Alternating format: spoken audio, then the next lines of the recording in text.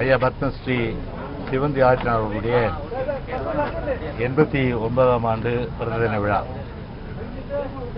பத்மஸ்ரீ ஐயா சிவந்தி ஆதித்தனார் பொறுத்தவரை ஒரு பன்முக தன்மை கொண்டவர்.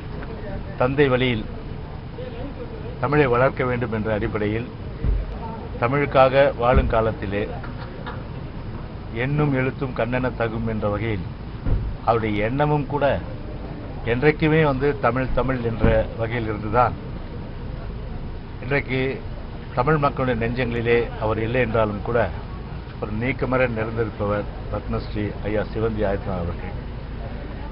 எனவேதான் அவர் மறைந்தாலும் இன்றைக்கும் அவர் புகழ் போற்றப்படுகின்ற ஒரு சூழ்நிலையில், குறிப்பாக நான் ஏற்கனவே குறிப்பிட்டபடி ஒரு பன்முகத்தன்மை என்று சொன்னால் விளையாட்டுத்துறை, கலை, இலக்கியங்கள், அதே போன்று ஆன்மீகம் அத்தனையிலுமே ஒரு முத்திரை பதிக்கக்கூடிய வகையிலே தன்னுடைய பங்கை சமுதாயத்துக்கு ஆற்றியவர் என்று சொன்னால் மிகையாகாது. எனவேதான் அவருடைய புகழை போற்றுகின்ற வகையில் அனைத்து இந்திய அண்ணா திராவிட முன்னேற்ற கழகத்தின் சார்பில், நம்முடைய மாண்புமிகு கழக பொதுச்செயலாளருடைய சார்பிலும் இன்றைக்கு அவருக்கு புகழ் மாலை சூட்டப்பட்டது என்பதை தெரிவித்துக் கொள்கின்றேன். இல்லை, நியாயமான கோரிக்கை. ஏன்னா என்று சொன்னால் ஒரு தமிழுக்காக ஒரு தொண்டாற்றிய ஒரு அரும்பெரும் ஒரு பன்முகத்தன்மை வாய்ந்த ஒரு பிரசித்தி பெற்றவர் நம்முடைய ஐயா சிவந்தி ஆதித்தனார் அவர்கள். எனவே அது ஒரு நியாயமான ஒரு கோரிக்கையை நிச்சயமாக அனைத்து இந்திய அண்ணா திராவிட முன்னேற்ற கழகத்தில் ஆமோதிக்கும். மணிமண்டபம் அதே போன்று பார்த்தீங்கன்னா கழக பொதுச்செயலாளருடைய உத்தரவின் பேரில் தான் ஐயா சிவந்தி ஆதித்தனாருக்கு மணிமண்டபம் கூட அமைக்கப்பட்டது என்பதை தெரிவித்துக் கொள்கிறேன். அதே இன்னொன்று தெரிஞ்சுக்கணும், அனைத்து இந்திய அண்ணா திராவிட முன்னேற்ற கழக ஆட்சியில் தான் ஐயா சிவந்தி ஆதித்தனாருக்கும் சரி, அதே போன்று ஐயா தமிழர் தந்தை சி. ஆதித்தனாருக்கும் சரி, அவருடைய புகழுக்கு, அதே போன்று ஐயா ராமச்சந்திர ஆதித்தனாருக்கும் சரி, புகழுக்கு பெருமை சேர்க்கின்ற வகையிலே, ஏனென்று சொன்னால் பட்டி தொட்டி எல்லாம் தமிழை பரப்பியவர்கள். அந்த வகையில் அவருக்கு ஒரு புகழ் மாலை சூட்ட வேண்டும் என்ற வகையில் அனைத்து இந்திய அண்ணா திராவிட முன்னேற்ற கழகம் தான் புகழ் மாலை சூட்டப்பட்டது. குறிப்பாக சொல்ல வேண்டும் என்று சொன்னால் நம்முடைய ஐயா தந்தை தமிழர் தந்தை சி. ஆதித்தனார் அவருடைய திருவுருவச் சிலை புரட்சி தலைவர் டாக்டர் எம்ஜிஆர் அவர்களால் நிறுவப்பட்டது. அதுவும் என்ன ஒரு பெரிய விசேஷம்னா, புரட்சி தலைவரே அந்த இடத்த போய் பார்த்தார்.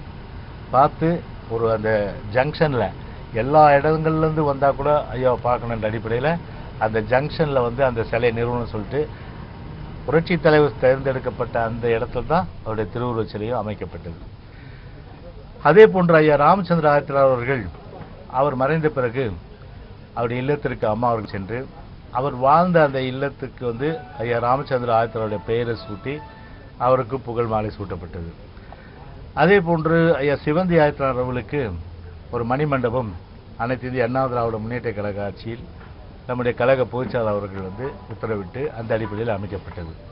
எனவே இதில் ஒட்டுமொத்தமாக நம்முடைய அந்த தினத்தந்தி குடும்பம் என்று பார்த்தால் ஐயா தமிழர் தந்தை சி. ஆதித்தனாராக இருக்கட்டும், அதே போன்று ராமச்சந்திர ஆதித்தனார் இருக்கட்டும், அதே போன்ற ஐயா சிவந்தி ஆதித்தனார் இருக்கட்டும், எல்லோருக்குமே ஒரு பெரும் புகழை சேர்த்த இயக்கம் அனைத்து இந்திய அண்ணா திராவிட முன்னேற்ற கழக இயக்கம் என்பதை தெரிவித்துக் கொள்கின்றேன்.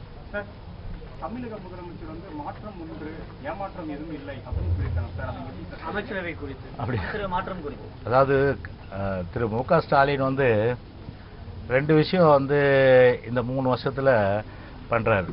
நாட்டில் எவ்வளோ பிரச்சனைகள் இருக்கு. இப்போ இலங்கையில் பாருங்க, தினம் தினம் நம்முடைய மீனவர்கள் செத்து பிழைக்கிறாங்க, குண்டடிப்பட்டு ஆளாக்குறாங்க, வலைகள் பறிமுதல் செய்யப்படுது, மொட்டையடித்து ஒரு அவமானப்படுத்துகின்ற ஒரு செயல்.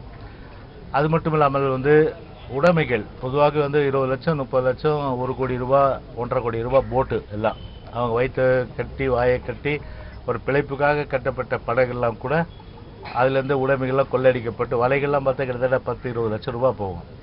அதையெல்லாம் கொள்ளையடித்து மீன்களெல்லாம் கொள்ளையடித்து போட்டையும் சீஸ் பண்ணி அது போட்டை முழுகிச்சு சொல்லிட்டு அதையும் ஏல விட்டு இலங்கை அதை அனுபவிக்கின்ற ஒரு நிலை.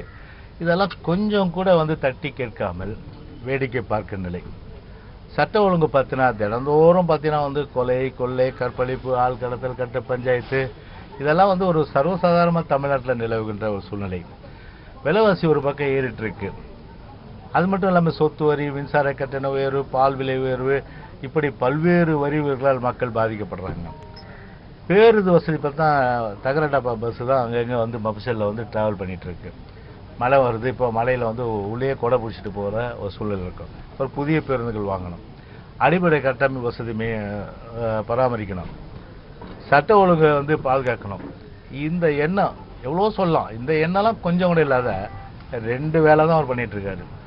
ஒன்று, 3 வருஷமாக அவங்க அப்பாவுடைய புகழ் பாடுறதுக்கு அவங்க அப்பா பேரை வைக்கிற வேலை, அவங்க அப்பாவுடைய புகழ் பாடுறதுக்கு கருணாநிதியுடைய சிலையை வந்து வைக்கிற வேலை, இதுதான் வந்து பண்ணுறாரு. ஆர்எஸ் பாரதி கூட வந்து ஒரு கருத்து, செத்து போன அம்மாவுக்கு வந்து எதுக்கு வந்து அம்மா உணவு பேர்னது. நான் கேட்குறேன், செத்து போன கருணாநிதிக்கு எதுக்கு 80 கோடி ரூபாயில் வந்து நினைவிடம் கட்டுறீங்க? செத்து போன கருணாநிதி பேரில் எதுக்கு வந்து ஹாஸ்பிட்டல் ஓப்பன் பண்ணுறீங்க? செத்து போன கருணாநிதிக்கு எதுக்கு மாவட்டந்தோறும் செலவிக்கிறீங்க? செத்து போன கருணாநிதிக்கு எதுக்கு புகழ் பாடுறீங்க நீங்கள்? நாங்கள் கேட்க முடியும் திருப்பி. அந்த மாதிரி ஒரு நல்ல திட்டங்கள் எல்லாம் இன்றைக்கு மூடு விழா செய்கின்ற ஒரு நிலைமை.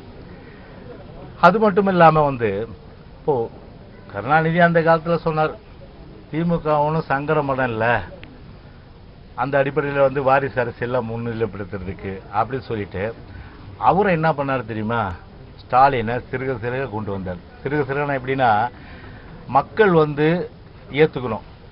மக்கள் ஏற்றுக்க போகிறதில்ல வாரிசு அரசியல், அது வேறு விஷயம்.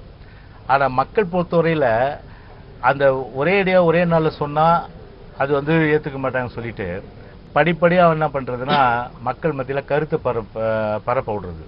அந்த அடிப்படையில் தான் வந்து இந்த 3 வருஷமாக ஒரு கருத்தை வந்து மக்கள் மத்தியில் வந்து உதயநிதி துணை முதலமைச்சர், உதயநிதி துணை முதலமைச்சர் அப்படின்னு வந்து ஒரு பரப்பி விடப்பட்டு நல்ல அருமையாக அந்த வேலை செஞ்சுருக்காங்க. மக்கள் பணியில் கவனம் செலுத்துகிறாங்களோ இல்லையோ, இந்த கருத்தை வந்து அழகாக வந்து அவங்க வந்து பரிமாறியிருக்காங்க. அதனால் இப்போது உச்சகட்டமாக என்ன ஆயிடுச்சு, இப்போ அதனோட கிளைமேக்ஸ் வந்துருச்சு. இப்போ ஒரு கேபினெட் ஷஃப்லிங்ன்றது ஒரு முதலமைச்சருடைய விருப்புரிமை, அது யாருன்னா. ஆனால் திமுகவில் எத்தனையோ சீனியர்ஸ் இருக்காங்க, எத்தனையோ பேர் வந்து கட்சிக்கு மாடா உழைச்சவன் ஓடா தேஞ்சு போனவங்களாம் இருக்காங்க. அவங்கள கூட வந்து கொண்டு வரலாம். ஆனால் ஒரு உதயநிதியை வந்து கொண்டு வர்ற உதயநிதிக்கு என்ன வந்து தகுதி இருக்குது? அது அப்போ அந்த கட்சியில் வந்து வேறு யாருக்குமே தகுதி இல்லையா? துணை முதலமைச்சராக வர்றதுக்கு உண்டான தகுதி இல்லையா? நான் பேர் குறிப்பிட்டு சொல்ல முடியும். பேர் குறிப்பிட்டு சொன்னால் அவங்களெல்லாம் இன்றைக்கி கூப்பிட்டு ஸ்டாலின் டோஸ் விட்டாலும் விடுவார், நீ தான் ஏன் ஜெயக்குமார்கிட்ட சொல்லியிருக்குன்னு சொல்லிட்டு. அதனால் அந்த ஒரு இக்கட்டான சூழ்நிலையை வந்து நான் ஏற்படுத்த விரும்பலை நான். அதனால் உங்களுக்கே தெரியும் யார் சீனியர்ஸ்ன்னு சொல்லிட்டு.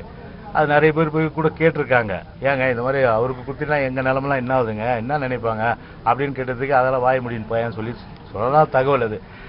அந்த மாதிரி வந்து ஒரு சூழ்நிலையில் இன்றைக்கி பார்த்தீங்கன்னா ஒரு மாற்றம் உண்டு ஏமாற்றம் இருக்காதுன்னா அப்போ வந்து ஷஃப்லிங் இருக்குன்னு சொல்கிறது. ஏமாற்றம் இல்லைன்னா என்ன அர்த்தம்? துணை முதலமைச்சராக வந்து இவரை வந்து கொண்டு வர்றதுக்கு உண்டான உதயநிதியை கொண்டு வர்றதுக்கு கொஞ்ச நாள் இருங்கண்ணா, ஒரு 2 நிமிஷம். துணை முதலமைச்சராக அவரை கொண்டு வர்றதுக்கு உண்டான அந்த முயற்சி தான், அந்த ஒரு வெளிப்பாடு தான் இன்னைக்கு வந்து ஒரு அறிவிப்பு வந்து இன்னைக்கு வந்து செஞ்சிருக்காரு. எனவே இந்த ஆட்சியை பொறுத்தவரை 3 வருஷம் ஒரு மகனுக்கு முடிசூட்டு விழா காண்பதில் தான் இந்த ஆட்சியினுடைய கவனம் இருக்கிறது ஒழிய மக்களுக்கு வந்து ஒரு அடிப்படை கட்டமைப்பு வசதி ஏற்படுத்தி அது மூலம் சட்ட ஒழுங்கை பராமரித்து மக்களுடைய நிம்மதியான அமைதியான வாழ்க்கைக்கு ஒரு உத்தரவாதம் தரணுன்ற அந்த எண்ணம் கூட கொஞ்சம் கூட கிடையாது. ஒரே வரியில் சொன்னா, நரி வளம் போனா இடம் போனா நாட்டில் ஒன்றும் நடக்க போகிறதில்லை. இதான் நிதர்சனம். ஓகே.